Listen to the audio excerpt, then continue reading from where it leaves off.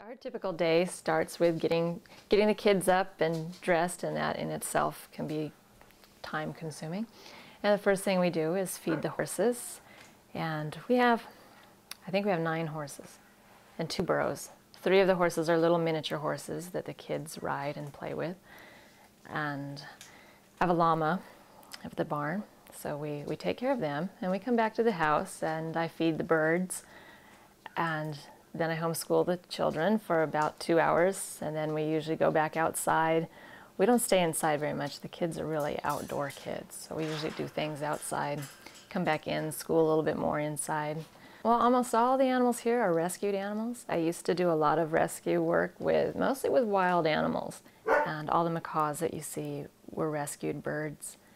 The dogs were all rescued, most of the horses. I had a couple of potbelly pigs when there were only 7 of them in America. And from there it became a fad shortly after that, and then everybody was getting potbelly pigs and they would abandon them. And so I was just taking in some potbelly pigs. That's where they came from. I've always danced since I was a little kid. My mother put me in ballet when I was 4, and I've had quite a bit of ballet training. But then I was riding horses. I was riding race horses for a while, and I was injured, so that stopped the dancing for a couple of years. But then I went back to the dancing because it was the best way to get back into shape. I'm pretty serious about staying in shape, staying in good shape. But I think the reason I actually do it now is more for the friendship and to get out and do something than any other reason. It does help keep in shape, of course, but I think it's more important for me to just get out with the other women and use it for a social reason.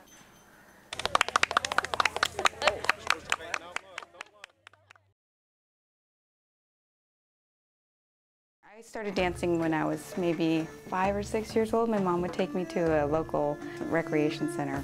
And I do a little ballet. I remember that mostly. And then I danced in high school. And then after I graduated from high school, I started dancing at Palomar College. I took modern, ballet, jazz, and tap. Then I didn't dance for years and years and years. And one day I saw the sign at the post office that said, belly dancing lessons, $5. And I had to think about it for one whole session. So what's that, 8 weeks, almost 2 months. And then I said, Dan, do you think it's okay if I start taking belly dancing classes? It's 1 night a week. And he was like, I don't know. But then after I took my first class, I went back and I was like, wow, it's so much fun. It's really hard, but it's really fun, and the ladies are really nice. So once we got out there and got a little taste of how much fun it is to perform, then we just kept going. And none of us have looked back, it seems like. Just keep dancing. I am finishing my teaching credential, which is, I got my general education credential already, and now I'm working on my special education credential. I've been in school for almost a whole year, so I still kept going to dance practice and trying to perform as much as I could because I needed some kind of outlet. School's not as creative as I would like it to be, so having creative expression, some way to let it out. We live about a half an hour away from Julian. We live in a yurt. The yurt is made out of canvas, and it's right on a pond. A pretty big pond that Ritchie Creek runs down into the pond, so it's a riparian area, which is great. And it's in the middle of nowhere. We have no neighbors, so we're pretty much out there by ourselves, which is great. The drive is long, but it's a pretty drive, and there's usually not any traffic on that part, so half an hour to get to Julian is pretty nice. My family's very supportive of my love of belly dancing. We have a really supportive little network of family, so he plays sports, I go and watch him play sports. I like to belly dance, he comes and watches me belly dance. So I'd say I'm pretty lucky, and that's pretty supportive.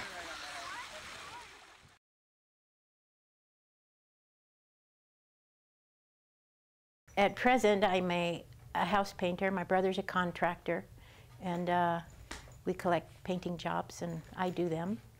And it's something I enjoy very much. It's hard work.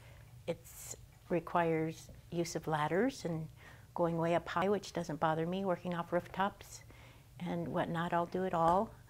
I find that being older now, I'm much more careful than I used to be. But I find it very satisfying and rewarding. I hope to do it as long as I can. At present, I have 3 dogs and 3 cats. One's a cedar fire victim that was abandoned, and I brought him home. The 3 dogs, one's a Russian wolfhound who's 6, that's Larry. And Boo is an Irish wolfhound, he's 2.5. And Binko here is a Jack Russell I got last year, she's about 2. I find great rewards in dogs. They're all buried around in my yard, the ones I've had. There's probably 15 total here that I've had over the years, as many as 6 at a time, which is too much. Controlling your body and asking it to do things and having it do it, it's very rewarding, and probably being surprised every time.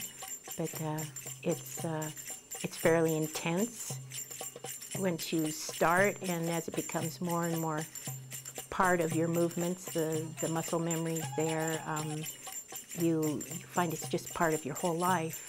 When you're cleaning house and you're shimmying, or everything you do, you can be belly dancing a little bit. It's fun. Just, I don't know, I've been trying to explain to myself why it's so rewarding, but it's the whole picture of, having your body respond, and then watching other people and trying to emulate, like watching Michelin's hands and arms move. They're so beautiful. And barrels too. I'm always trying to improve my arm movement when I'm watching them. And Karen's so graceful, and I mean, they all have something to teach you, and probably not even just about belly dance. So it's the whole picture is rewarding.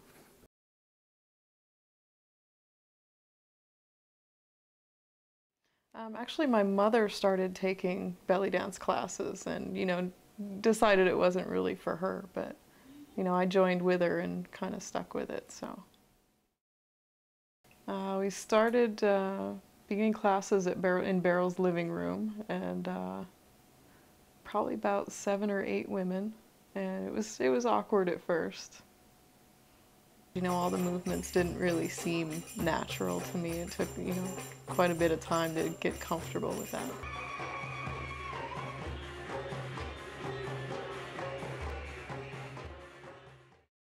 Do a lot of jewelry work. Have some natural stone beads and snake vertebrae, and a lot of pewter beads. I think probably the first pieces of jewelry I did, got some coins online and started beading with that, and did some hair pieces, and the coin bra, did that.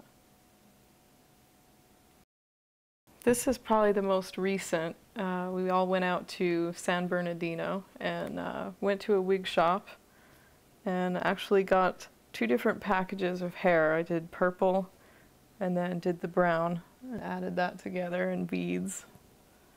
Normally I would have my hair already up, and you want to get it kind of up tight and about to the toppest of your head. You can possibly get it because the weight, and everyone does it a little differently, but start out with your base scarf and come back around, and you can add scarves into the back, but you twist, tie it, and then you would get other scarves over the top and go from there.